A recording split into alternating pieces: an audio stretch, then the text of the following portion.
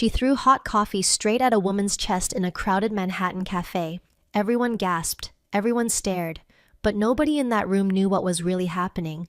Nobody knew that the pregnant waitress standing there, trembling, 7 months along with triplets, was secretly married to the most powerful CEO in New York City. And nobody knew that in exactly 4 hours she would be lying on an operating table, bleeding out, with doctors shouting that they were losing her. Her stepmother wanted her dead. A billionaire rival wanted her destroyed, and the one man who could save her had vanished 6 months ago without a single word. But here is what makes this story different from anything you have heard before. The person who saves Elena is not who you think, and the reason her stepmother spent 20 years torturing her, the real reason, is a secret so devastating it will change everything you thought you knew about this story. I promise you, the reveal near the end is something you will not see coming. Not even close. This is a story about a woman who had every reason to give up and chose to fight instead. Value statement. Before we begin, here is what this story will remind you. The people who try the hardest to break you are almost always the ones who are most afraid of your strength. And real love does not show up when your life is perfect. It shows up when everything is falling apart and stays anyway. If you have ever felt alone, underestimated, or written off by someone who should have protected you, this story is for you. If you are ready, hit that subscribe button right now so you do not miss what happens next. Drop a heart in the comments if you believe that kindness is stronger than cruelty. And if you know someone who needs to hear that it gets better, share this story with them. Sometimes one story at the right moment can change everything. Now let us dive in. She hurled the coffee because she had nothing left to lose. She didn't know that in exactly 4 hours she would be on a deathbed delivering triplets she never planned for a man the entire city feared. And when he walked through that hospital door, every person in the room stopped breathing because no one knew he was her husband. And what he did next made the whole world cry. Welcome back to Beyond Color Stories, where love conquers pain and hearts that were once broken find their forever home. Before we dive in, tell me in the comments where you're listening from today. And stay until the very end, because the twist near the final chapter is something nobody sees coming. Hit that subscribe button, give this story a thumbs up, and let's go. Elena Mitchell had been standing for 6 hours straight. Her ankles were swollen, her lower back screamed with every step. At 7 months pregnant with triplets, she had no business carrying a tray of lattes across a crowded Manhattan cafe. But rent was due on Friday, and the babies didn't care about her exhaustion. They kicked and shifted inside her like they were already fighting for space in a world that hadn't made room for them yet.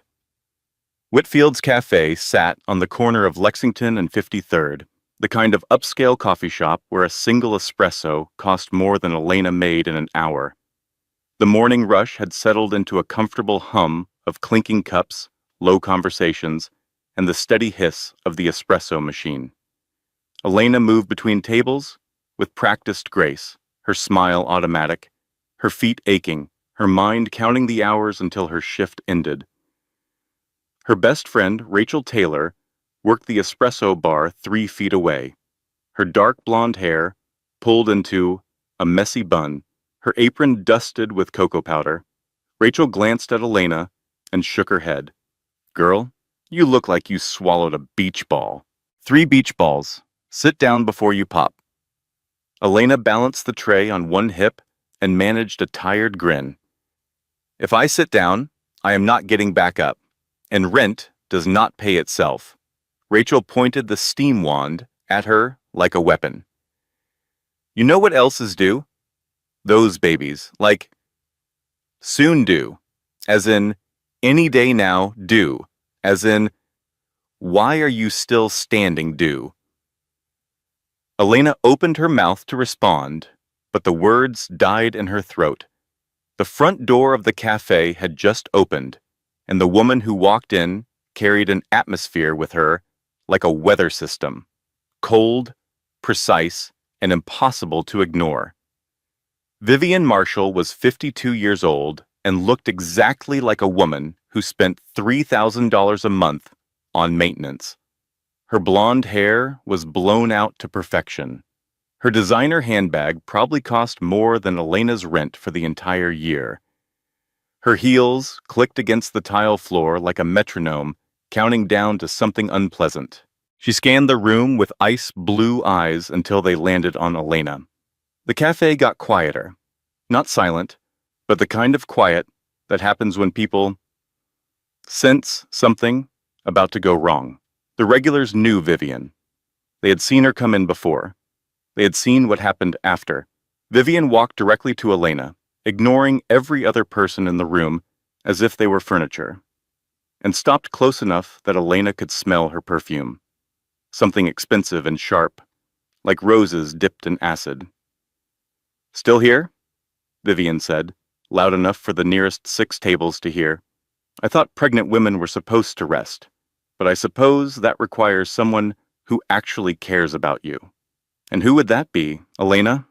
"Certainly not the father. Where is he, by the way?" "Oh, that is right. He left." Elena's fingers tightened on the tray. She had practiced this. Therapists called it gray rocking. You don't react. You don't engage. You become boring. You become stone. She tried to step around Vivian. Vivian moved into her path. "Your mother was nothing," Vivian continued, her voice carrying across the cafe with surgical precision. "A nobody who died and left me to clean up her mess. And look at you, pregnant, alone. Waiting tables at 27 years old. You are her exact copy, Elena. A beautiful disaster going absolutely nowhere." The cafe was truly silent now. Rachel's hand had frozen on the espresso machine. A man at a nearby table lowered his newspaper. A woman by the window stopped mid-bite on her croissant. Elena stood perfectly still. She could take the insults about herself. She had been absorbing them for 20 years, ever since Vivian married her father, when Elena was 7. Ever since her mother's funeral, when Vivian had looked at her with barely concealed irritation, as if Elena were an inconvenient stain on her new life. She could take being called worthless. She could take being called a mistake. She had heard those words so many times they had almost lost their sting. Almost. But her mother.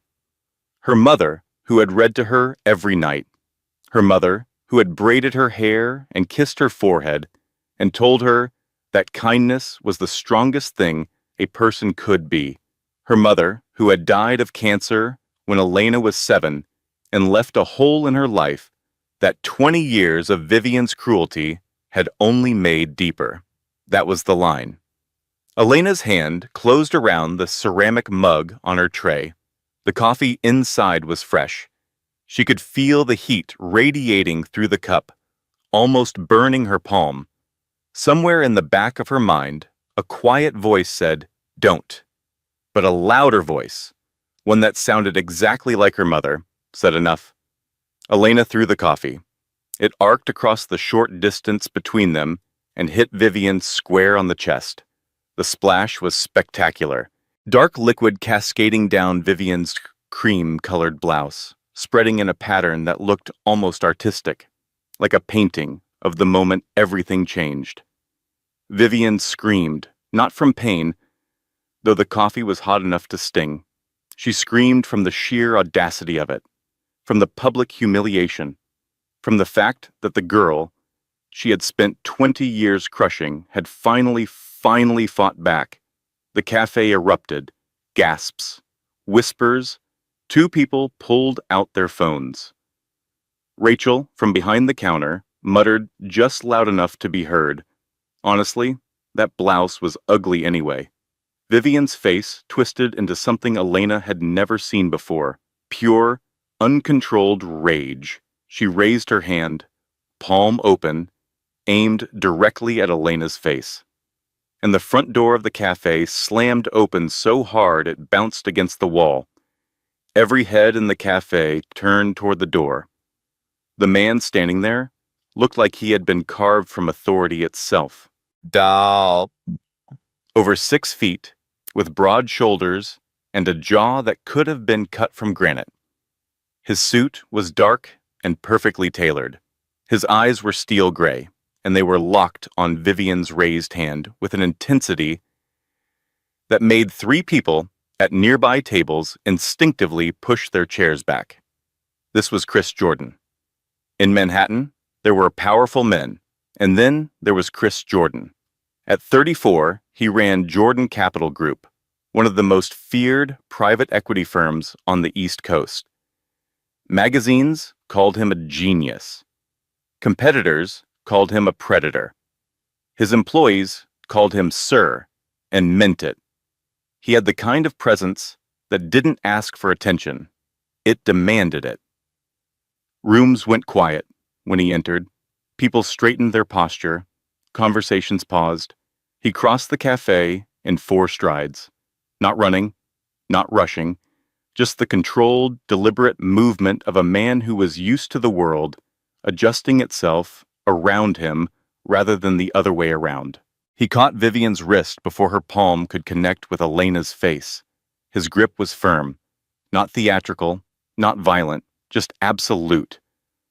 The kind of grip that communicated very clearly that the hand he was holding would not be moving again until he decided to release it. Vivian gasped. She tried to pull away, and couldn't. Chris did not look at her.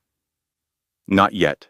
His eyes went to Elena first, scanning her face, her body, the swell of her pregnant belly, checking for damage, for injury, for signs that he had arrived too late.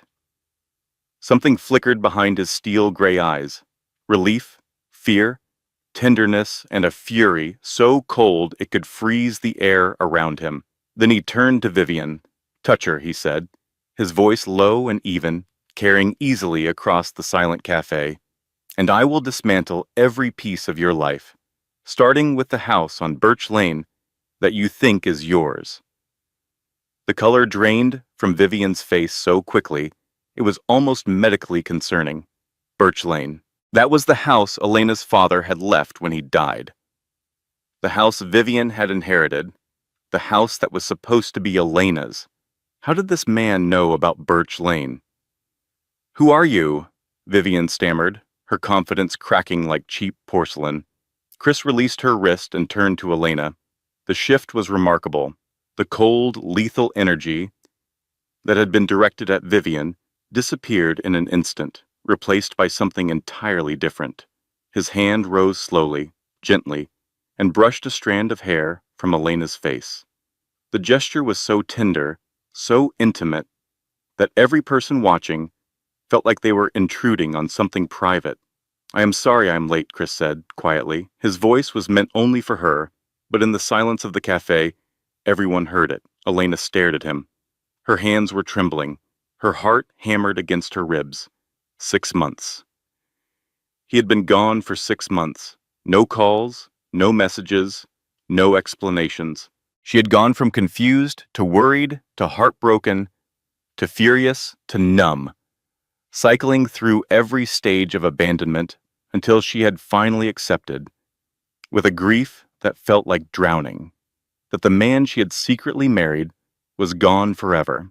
And now he was here, standing between her and the woman who had tormented her entire life, looking at her like she was the only person in the room. "You left me," Elena whispered. Her voice cracked on the second word. Something shifted in Chris's expression. Pain. Genuine, undisguised pain.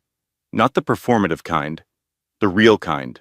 The kind that comes from knowing you hurt someone you would die to protect. "I never left you," he said. "I will explain everything. But right now, I need you to trust me." "Can you do that?" Before Elena could answer, Vivian found her voice again. It came out strangled, thin, nothing like her usual commanding tone. "Who is this man to you?" Chris turned back to Vivian. His expression returned to stone. "I am her husband." The cafe exploded. Not literally, of course. But the effect was similar. Whispers erupted at every table. Rachel dropped an espresso cup, and it shattered on the floor, and she did not even look down. 2 customers began filming. A barista in the back said something unrepeatable. Vivian's mouth opened and closed 3 times without producing a sound. She looked like a computer that had encountered an error message it could not process. Her stepdaughter, the waitress, the pregnant, abandoned, worthless girl she had been publicly humiliating for 20 years, married, to a man who radiated more money and power than anyone Vivian had ever encountered. That is impossible, Vivian finally managed. Chris's expression did not change. Call your lawyer. You will need one. He turned back to Elena, dismissing Vivian as completely and efficiently as one closes a browser tab. His hand found Elena's, and his fingers intertwined with hers with a familiarity that spoke of hundreds of nights spent together, of whispered conversations and shared laughter, and a love that had been real and deep long before this moment. But Elena's eyes were glazing over. The adrenaline from the confrontation, the shock of seeing Chris, the physical strain of standing for 6 hours at 7 months pregnant with triplets. It was all converging at once, crashing together like waves in a storm, and her body was giving out. A wave of dizziness hit her so hard she swayed. Then she felt it. A sudden warmth between her legs, a wetness that should not have been there, a sharp cramping pain that radiated through her abdomen like lightning. Her water had broken. At 30 weeks, way too early. Rachel saw it first. She vaulted over the counter with an athleticism that would have been impressive in any context and grabbed Elena's arm. She is bleeding, Rachel screamed. Someone call 911. Chris caught Elena before she hit the floor. He scooped her up in one motion, cradling her against his chest, her head resting against his shoulder. In this moment, he was not a billionaire CEO. He was not the most powerful man in any room. He was a terrified husband holding his pregnant wife, and his hands were shaking. Elena, he said, Elena, look at me. Stay with me. Elena's eyes fluttered. Her voice was barely a breath. The babies, Chris. The babies. Chris turned to the door. A man in a dark suit materialized beside him as if he had been waiting for exactly this moment, which in fact he had.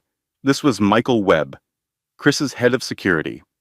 Former Marine, built like a refrigerator with a military haircut. He had been stationed outside the cafe since 6 that morning because he had been stationed near Elena every morning for the past 6 months on Chris's direct orders. Get the car, Chris commanded. Now. Mount Sinai. 8 minutes. Clear the route. Michael moved like a machine. In 90 seconds, Elena was in the back seat of an armored black SUV, Chris holding her, one hand pressing against her belly as if he could physically keep the baby safe through sheer willpower.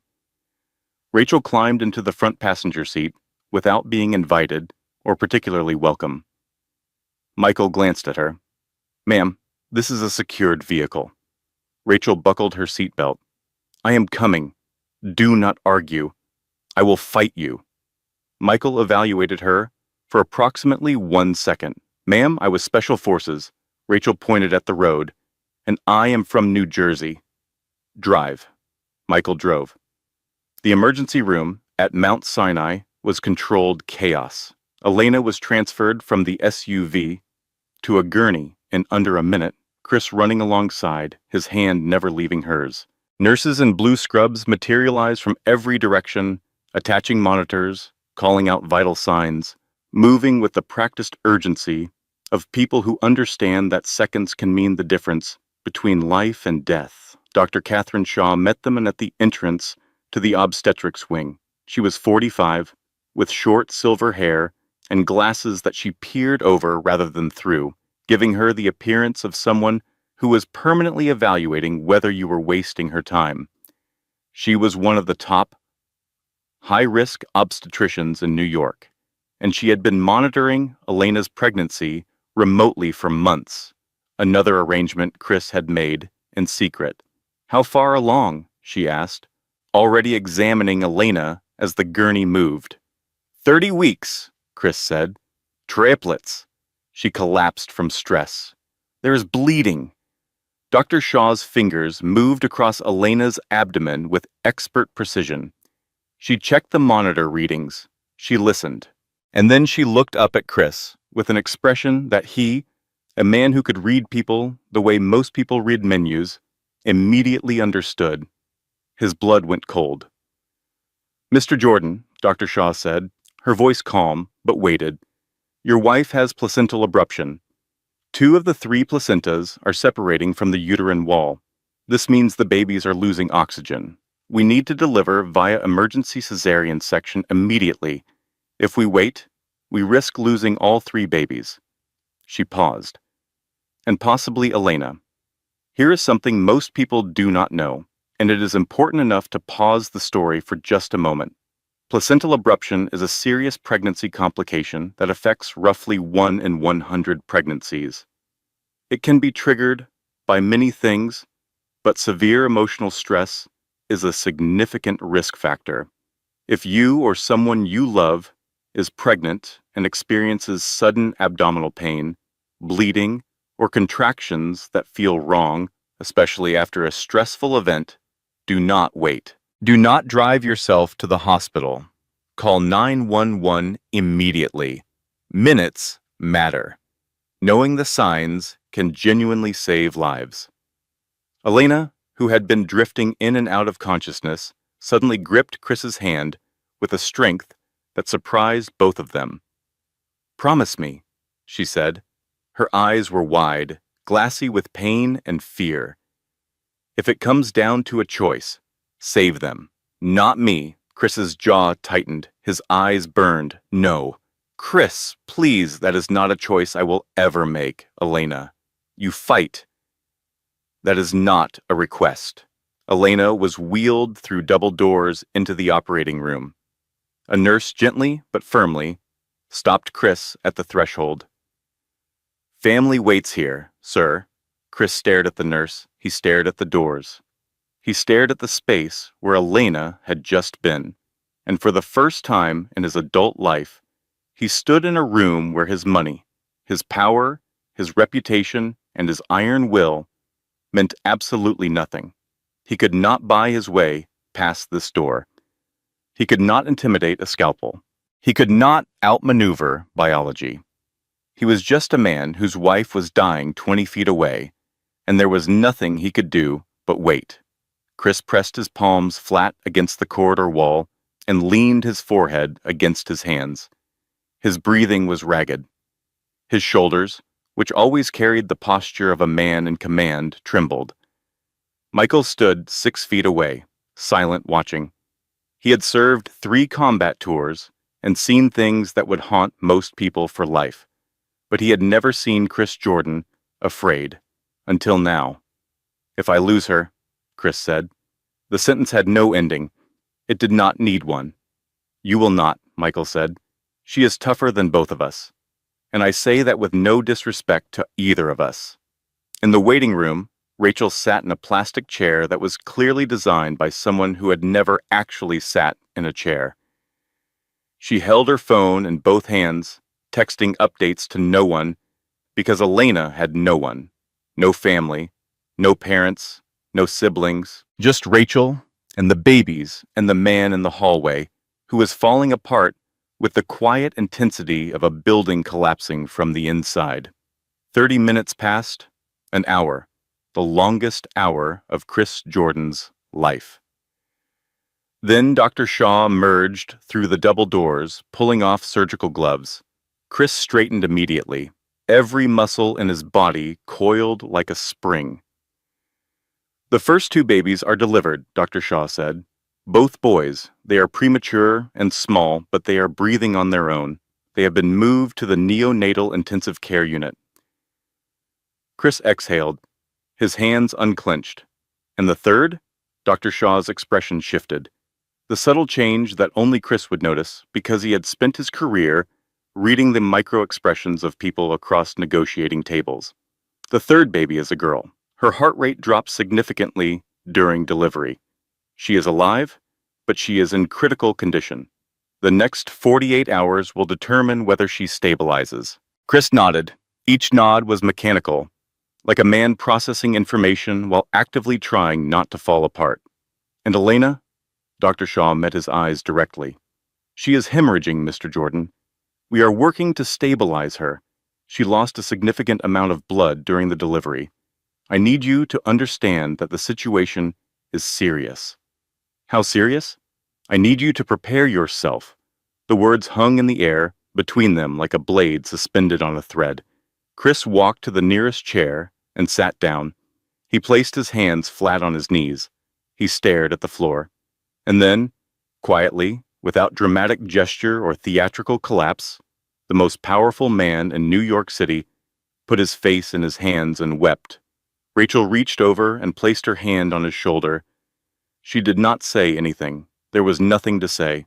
Vivian Marshall had not gone home after the cafe. She had gone to her lawyer's office, a cramped, slightly dingy space on the 14th floor of a building that should have been condemned, occupied by a man named Gerald Price, who charged $300 an hour despite the stained carpet and the smell of old tuna sandwiches.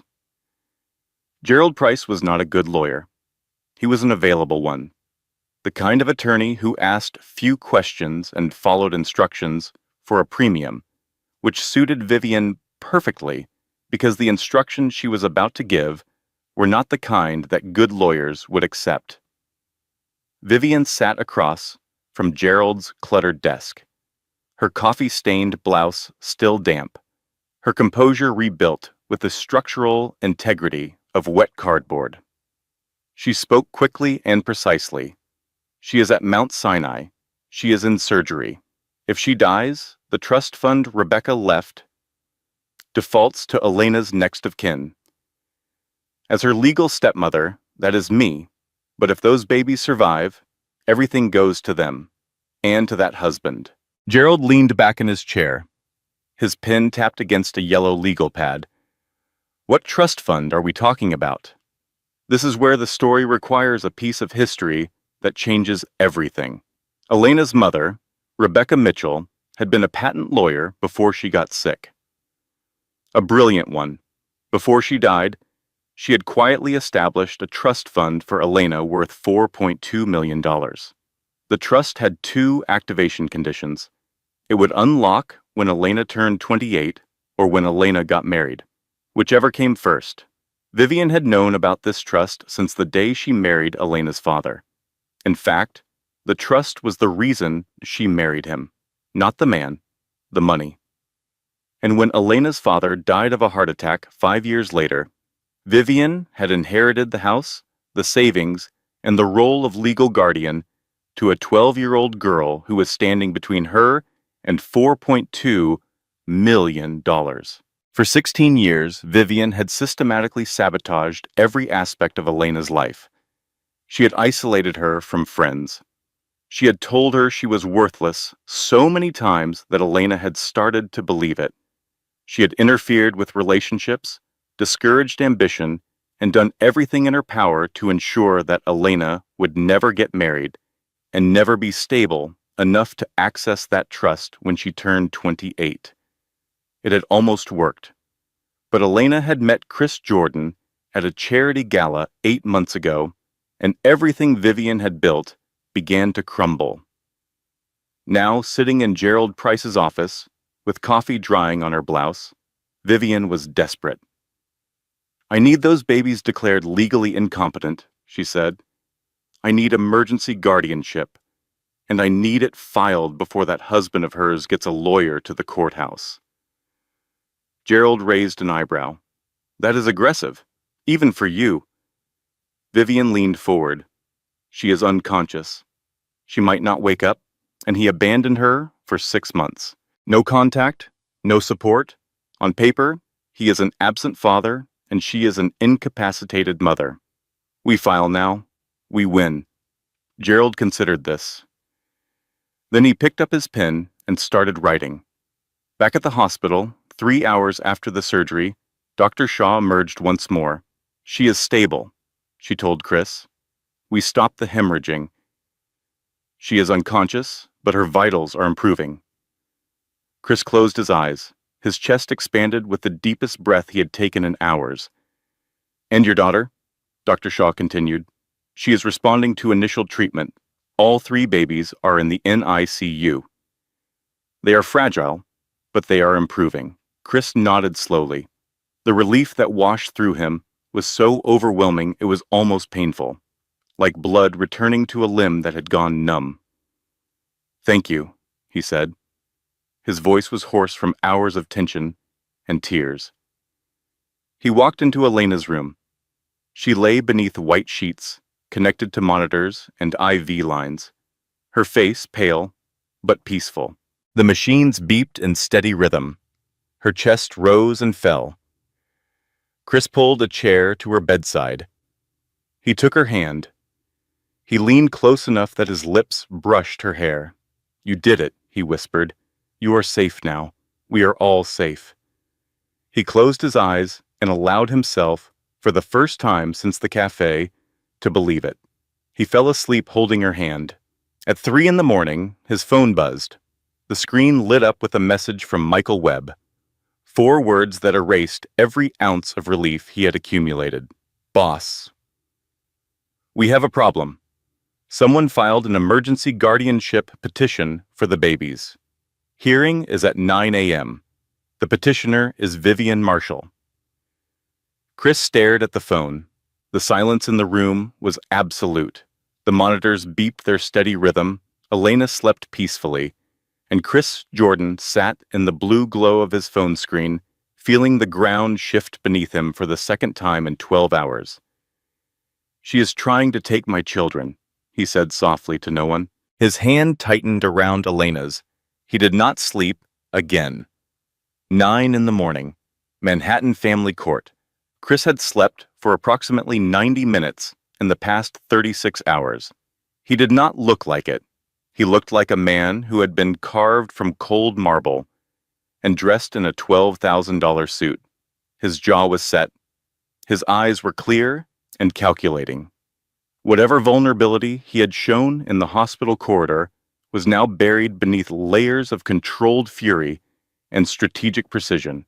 He arrived at the courthouse, flanked by 3 attorneys from Hartwell and Associates, TSM, one of the top family law firms in the city. They had been assembled in 4 hours, which was a testament to both Chris's resources and the amount of money he was paying them. Vivian was already seated at the opposing table, Gerald Price beside her. She had changed clothes, fixed her makeup, and adopted an expression of practiced maternal concern that made Chris's stomach turn. The judge was the Honorable Patricia Whitmore, 62, known for being thorough, fair, and deeply unimpressed by wealth. Chris's lawyers had briefed him on this. Money would not win this room. Evidence would. Gerald Price stood first.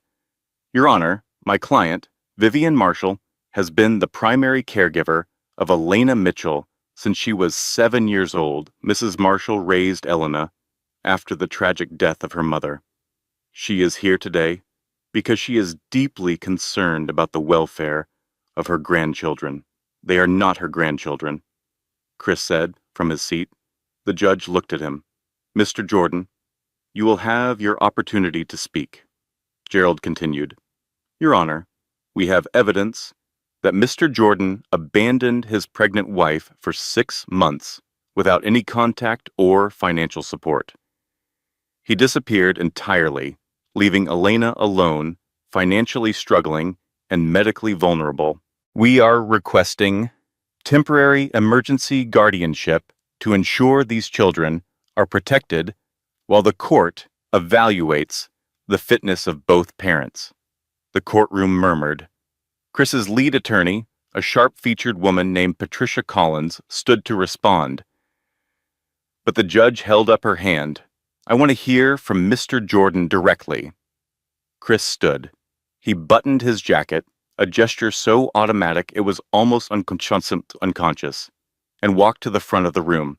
"6 months ago," he began, his voice steady and measured, "I received a credible death threat, not against me, against my wife. A business rival named David Ashford made it explicitly clear that anyone close to me would be targeted.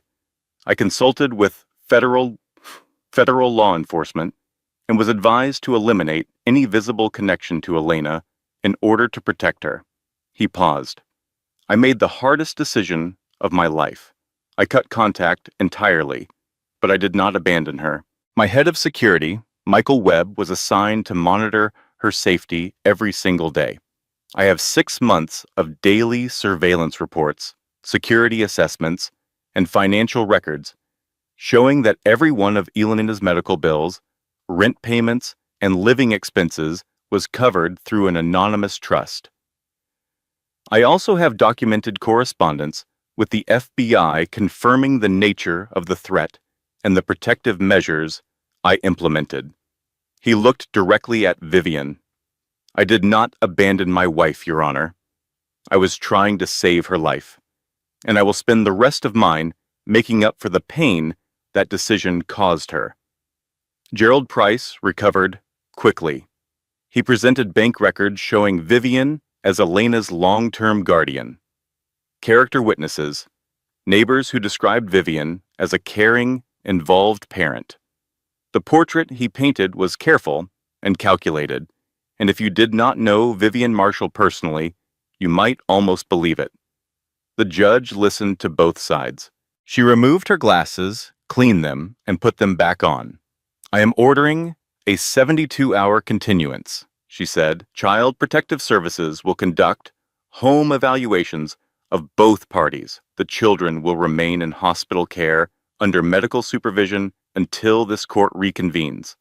Court adjourned. Chris walked out of the courtroom and made 3 phone calls in rapid succession. His legal team would spend the next 72 hours compiling the most comprehensive custody filing the Manhattan family court system had ever seen. He believed he had control of the situation. He believed that with enough evidence, enough resources, enough legal firepower, he could bury Vivian's case so completely it would never resurface. He was wrong. That evening, Elena woke up. Her eyes opened slowly, adjusting to the fluorescent hospital lights. She saw Chris first. He was sitting beside her bed, still in his suit, his tie loosened, dark circles under his eyes. He looked like a man who had aged 5 years in 2 days. "Chris," she said. Her voice was rough, barely more than a whisper. "The babies." Chris took her hand. "They are alive, Elena. All 3. 2 boys and a girl. They are in the NICU. They are small, but they are fighters."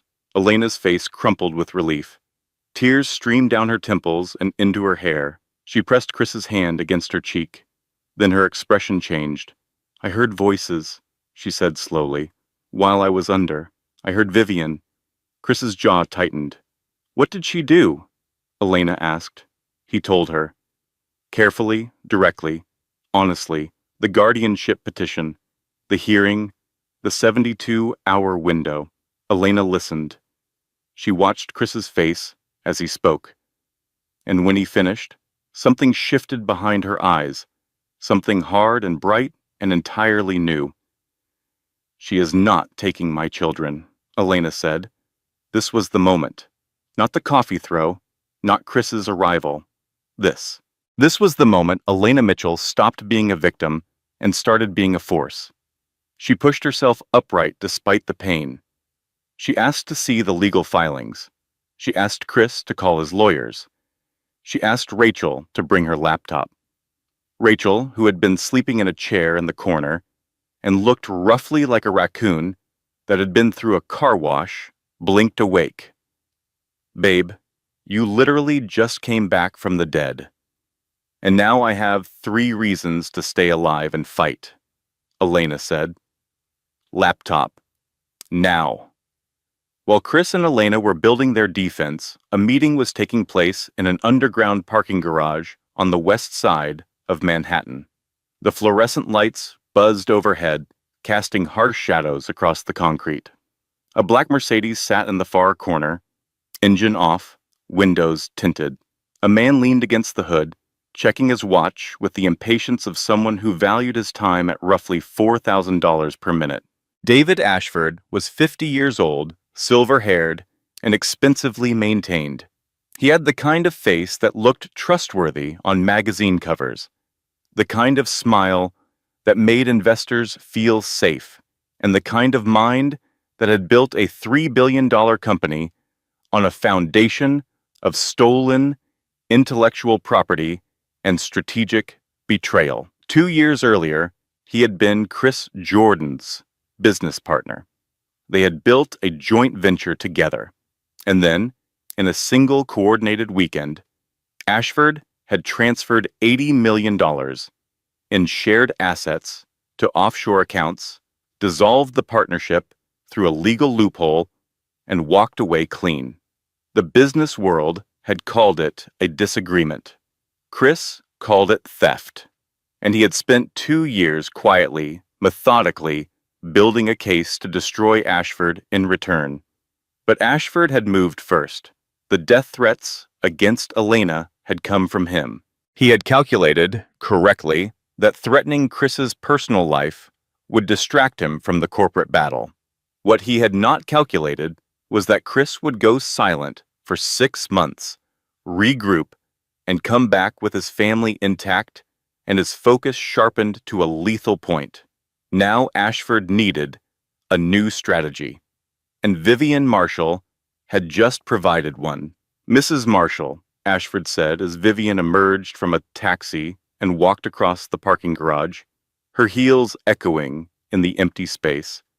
"I believe we share a common interest." Vivian regarded him with suspicion. "Who are you? Someone who wants Chris Jordan destroyed as much as you want those children? Perhaps more." Vivian crossed her arms. "What do you want?" Ashford smiled. It was the kind of smile that a shark might produce if sharks could smile. Elena's mother, Rebecca Mitchell, did not just leave a trust fund, he said. She left documents. Before she died, she was a patent lawyer. A very good one. She had assembled evidence proving that my father built Ashford Industries on stolen technology. Specifically, technology that belonged to 3 small companies, including the company run by Chris Jordan's father.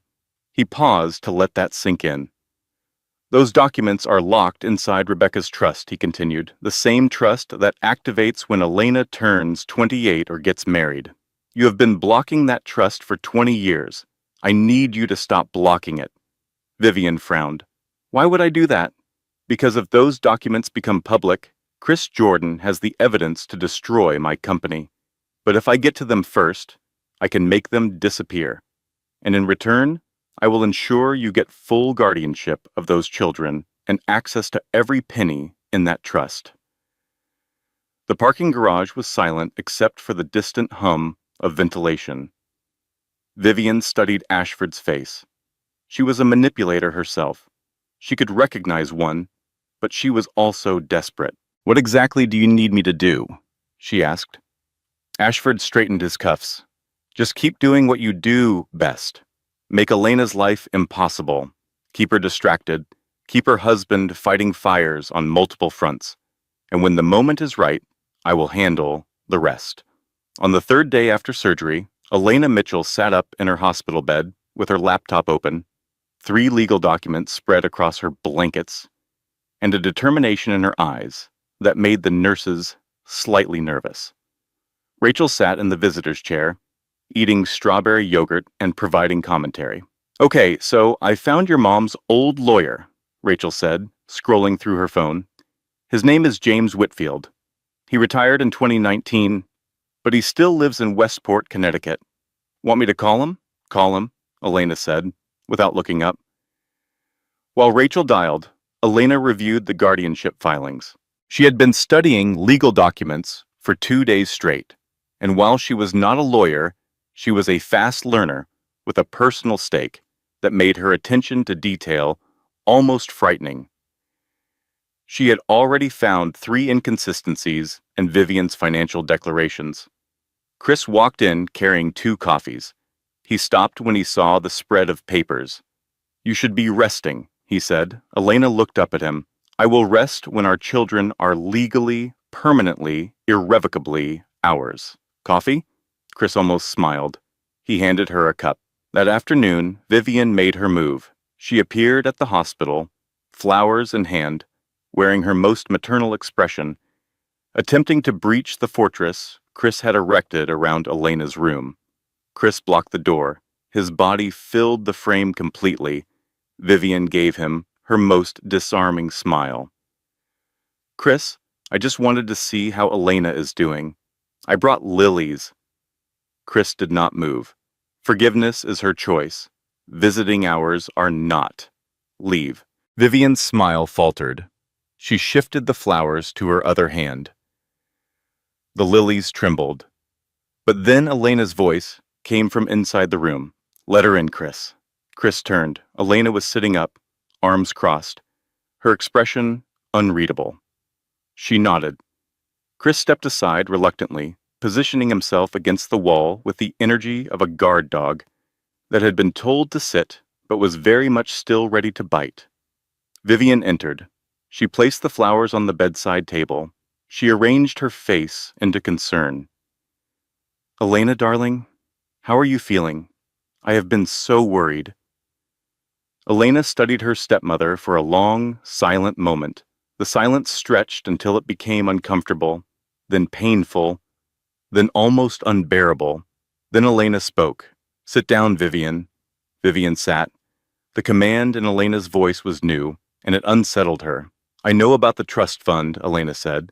I know about the $4.2 million that Mom left me. I know you have spent 20 years making sure I would never get married, never be stable enough to claim it. I know you married my father for money, and I know you kept me as your personal punching bag because you were terrified that one day I would find out the truth. Vivian's composure shattered.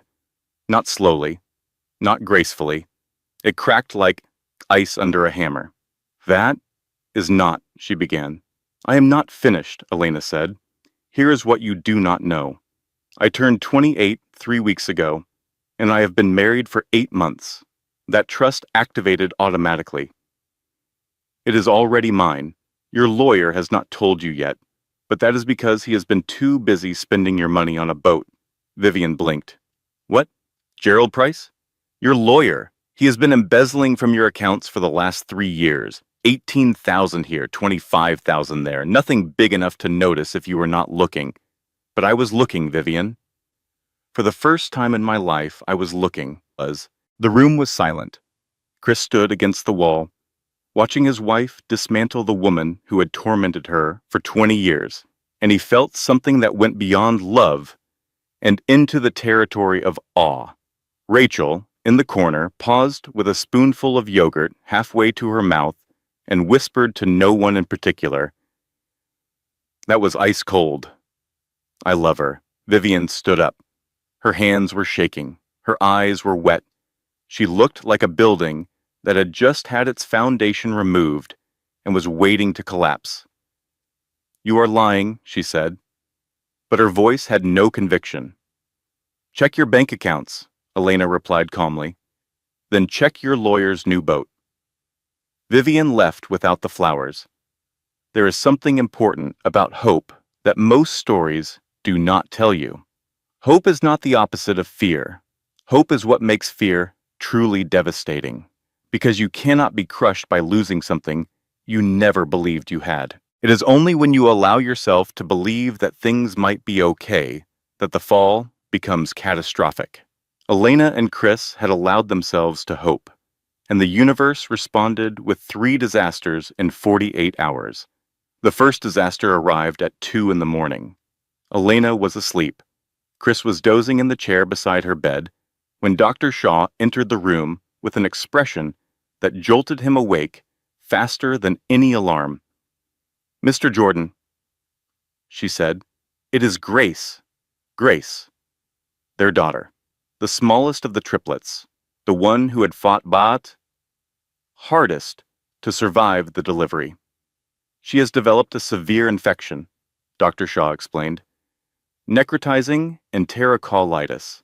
It is a serious intestinal condition that affects premature infants.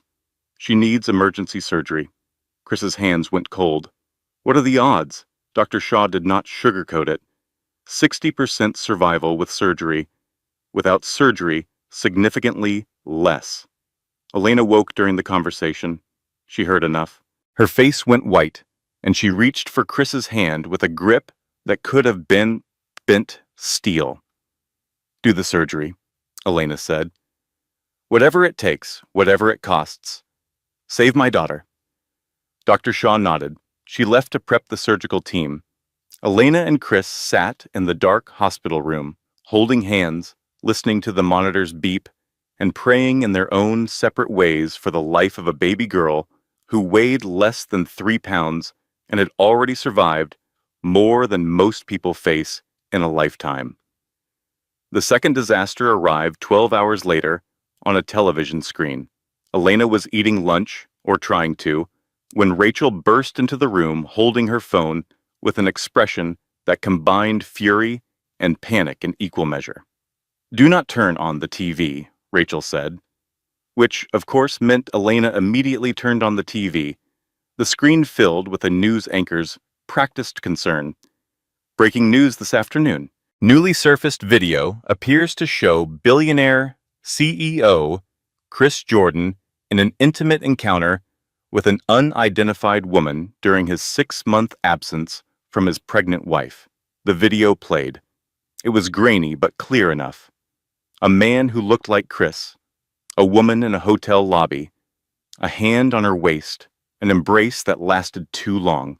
Elena's fork clattered against the tray. Chris walked in 30 seconds later and immediately understood what had happened by the expression on Elena's face. It is not real, he said immediately. Ashford fabricated it. It is a deep fake. Elena stared at the screen. Then she stared at Chris. Her eyes were not angry. They were something worse. They were exhausted. The kind of exhaustion that comes from wanting desperately to trust someone and being given reason after reason to doubt. You disappeared for 6 months, Chris, she said.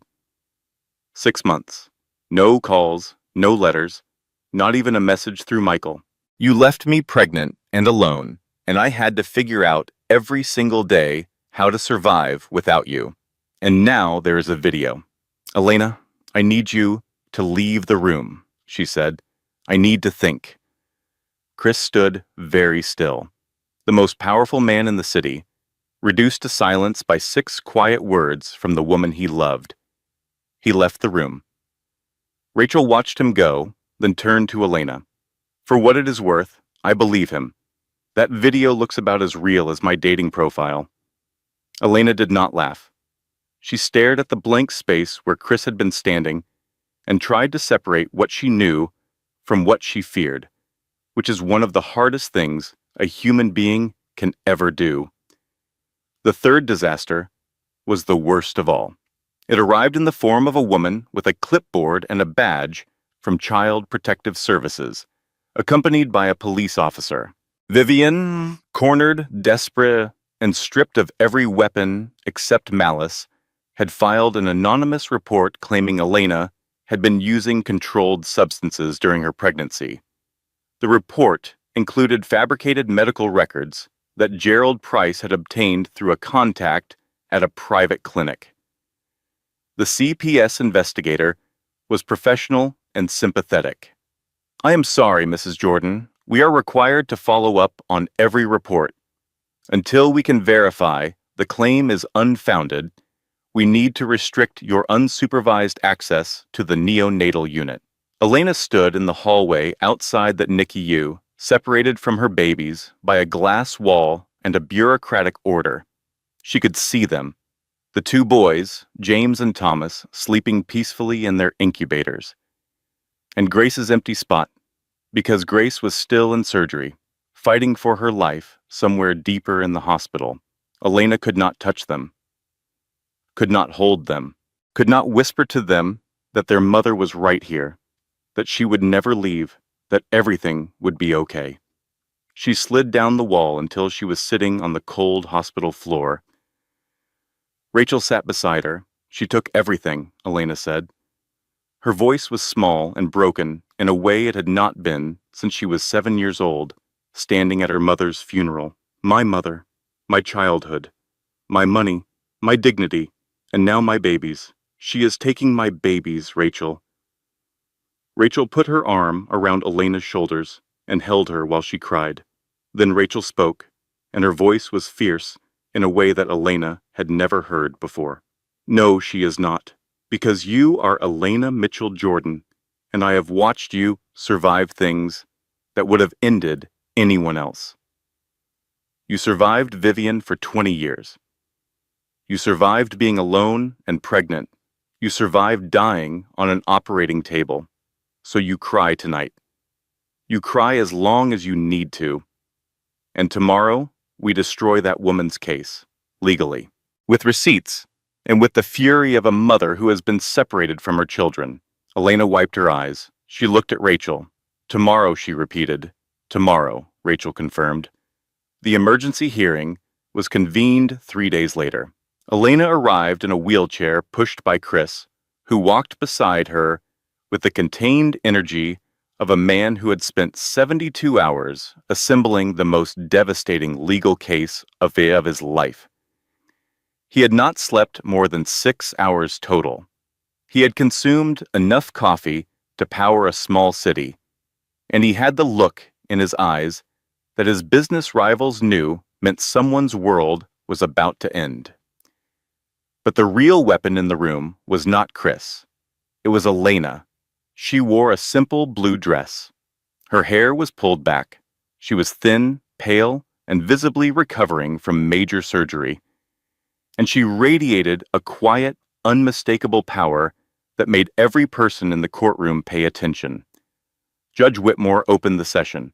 I understand there are new filings from both parties. Counselor, proceed.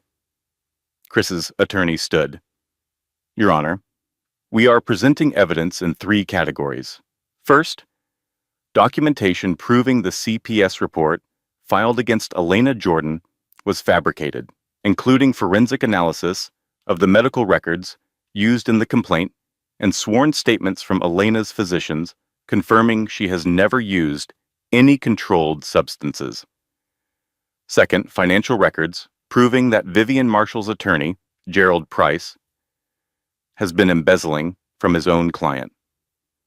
Third, classified security documents from the FBI confirming that the death threats against Elena Jordan were issued by David Ashford and that Chris Jordan's 6-month absence was a protective measure coordinated with federal law enforcement. The judge reviewed the documents. Gerald Price shifted uncomfortably in his seat. Vivian stared straight ahead, her jaw tight. But Gerald had one more card to play. Your Honor, he said, standing with a confidence that was approximately 90% manufactured. We have obtained independent DNA analysis of the 3 Jordan children. The results indicate that Chris Jordan is not the biological father. The courtroom erupted. Whispers, gasps. A reporter in the gallery began typing furiously. Chris went very still. Elena's hand tightened on the arm of her wheelchair. But she did not gasp. She did not cry. She did not look at Chris with panic or at Vivian with hatred. She looked at the judge. Your Honor, Elena said. Her voice was calm and clear. May I respond? Judge Whitmore studied her for a moment, then nodded. Go ahead, Mrs. Jordan. Elena straightened in her wheelchair.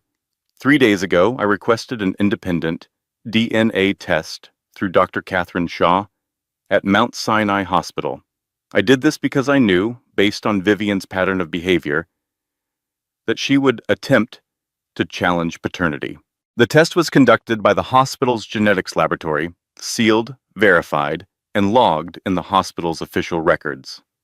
I would like those results entered into evidence. The courtroom was so quiet you could hear the ventilation system humming. The sealed envelope was opened. The results were read aloud. 100% paternity match. All 3 children. Chris Jordan is the biological father. Elena looked directly at Gerald Price. Your client submitted fabricated DNA results to a family court, she said. I believe that constitutes fraud upon the court. evidence tampering, and potentially criminal conspiracy. I am not a lawyer, but I am confident yours will need one. Gerald Price's face went through several colors in rapid succession, none of them healthy. The judge removed her glasses. She cleaned them. She put them back on. Mrs. Marshall, Judge Whitmore said, I am issuing a permanent restraining order, effective immediately. You are prohibited from contacting Elena Jordan, Chris Jordan, or approaching their children within 500 feet. I am also referring this matter to the district attorney for potential criminal charges, including filing false reports, fraud, and conspiracy. Mr. Price, I am referring you to the State Bar Association for investigation. Your behavior in this courtroom has been a disgrace to your profession. Gerald Price said nothing. There was nothing to say. Vivian was escorted from the courtroom by a bailiff. At the door, she stopped.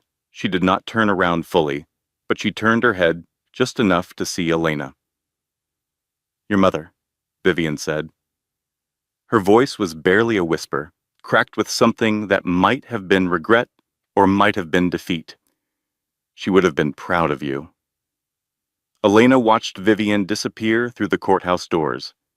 She did not respond, but her eyes glistened. Chris knelt beside her wheelchair. He took her hand.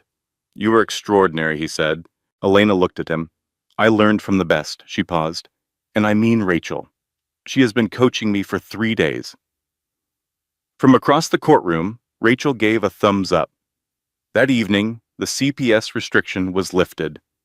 Elena walked into the NICU under her own power, Chris beside her, and for the first time in days, she held her sons. James, the bigger of the two boys, immediately grabbed her finger and did not let go. Thomas yawned, stretched, and went back to sleep, apparently unimpressed by the entire ordeal. And Grace, tiny Grace, who had survived surgery 2 days earlier and was breathing on her own for the first time, was placed gently against Elena's chest, where her tiny heartbeat synchronized with her mother's, and Elena wept with a joy so pure and overwhelming that even Michael Webb, standing guard at the door, had to turn away and clear his throat several times 6 months later. The wedding was held at a vineyard in Napa Valley on a Saturday in October, when the vines had turned gold and the afternoon light slanted across the hills like something borrowed from a painting. It was not technically a wedding. Chris and Elena were already married, but the first ceremony had been a hurried affair at a courthouse with a judge who seemed annoyed to be working on a Friday, and Michael Webb as the only witness. This ceremony was the one they deserved, the one they had earned. 50 guests, close friends, trusted colleagues, and the small number of people who had stood by them through everything. No press, no cameras, except the photographer Chris had hired. No uninvited guests. Michael Webb had seen to that personally, and given that Michael was the kind of man who could detect a photographer at 300 yards, the privacy was absolute. Elena walked down the aisle in a simple white dress. Nothing extravagant, nothing that screamed wealth or status, just a beautiful dress on a beautiful woman who had survived more in 28 years than most people face in a lifetime. She held the hands of James and Thomas, who toddled beside her, with the uncertain, determined steps of babies who had recently discovered that walking was an option and were deeply committed to the concept despite limited execution.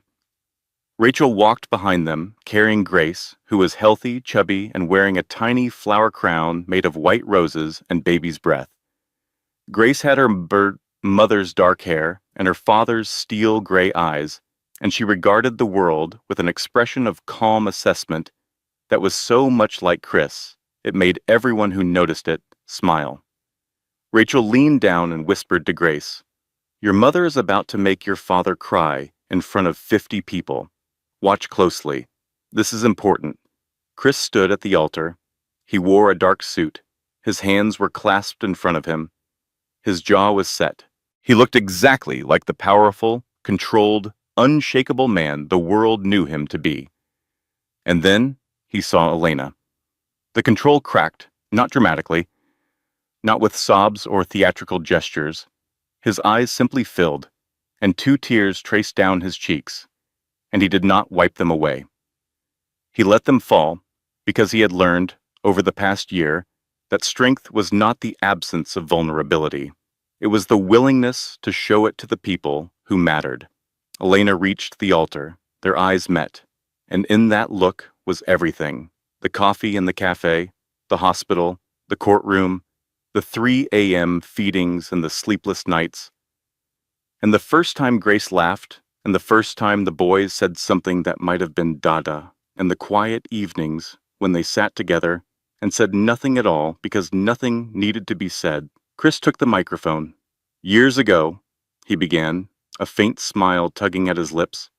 She threw coffee at a woman who had it coming. Today she fills my life with warmth. I spent 6 months trying to protect her from the world, but she did not need my protection. She needed a partner, someone who would stand beside her, not in front of her. I forgot that. I will not forget again. Elena, you are my home. You have always been my home. Elena took the microphone. Her hands were steady. You told me to stay with you, she said.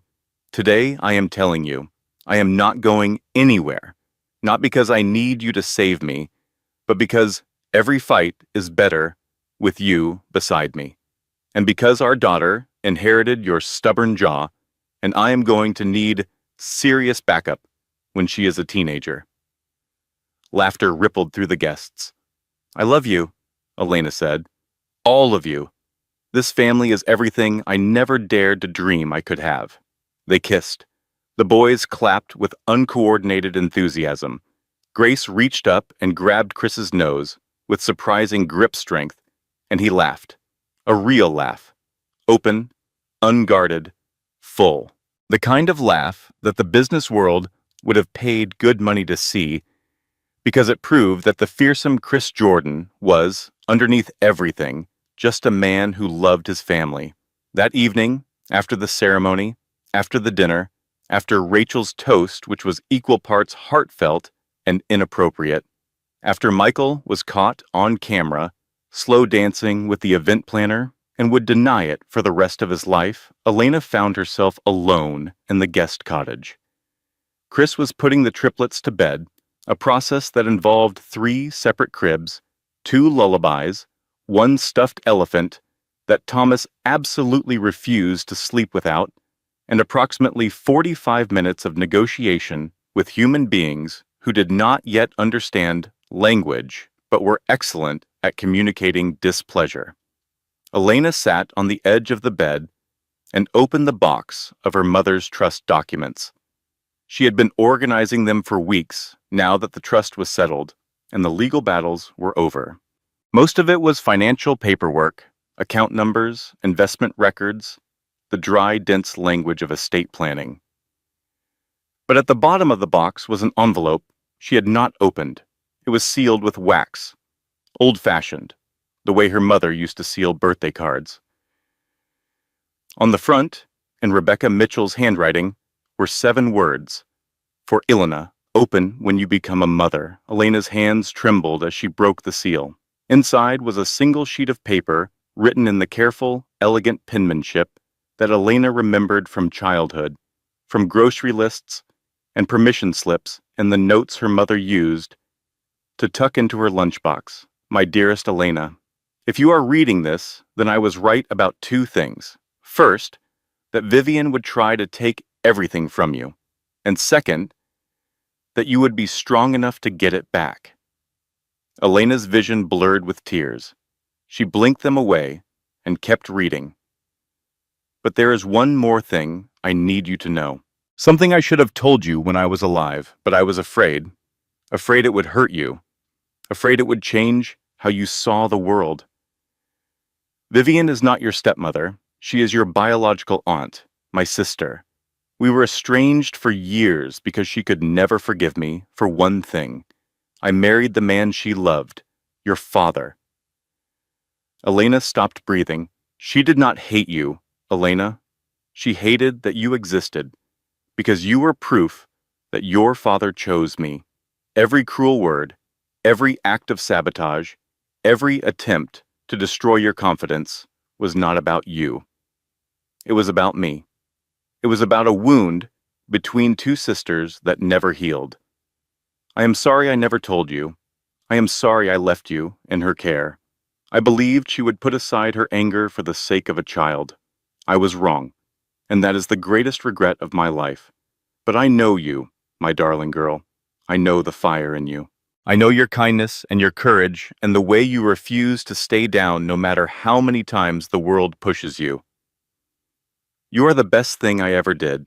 I love you more than words. Mom. Elena sat on the edge of the bed for a long time.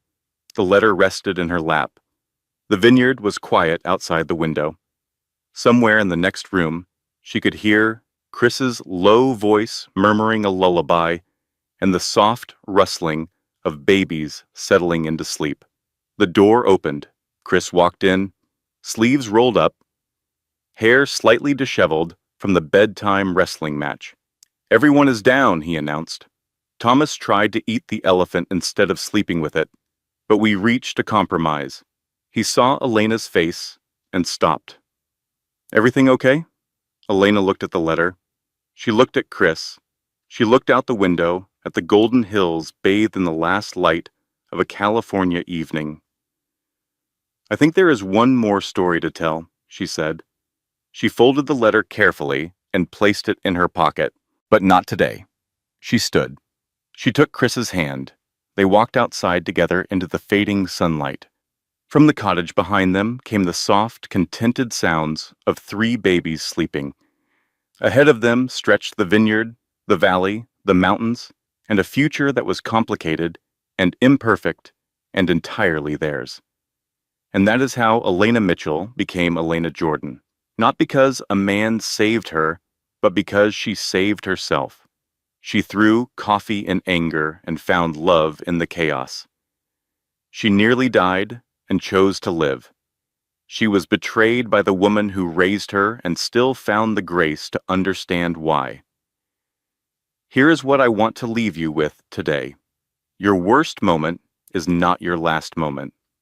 The people who try to break you are usually the ones most afraid of your strength. And love, real love, does not arrive when you are ready. It arrives when you need it most. It walks in when you are at your weakest and lifts you higher than you ever believed you could stand. If this story touched your heart, please hit that subscribe button. Leave a comment telling me what you would have done if you were Elena. I read every single one. Share this with someone who needs to hear that it gets better. Because it does. It always does.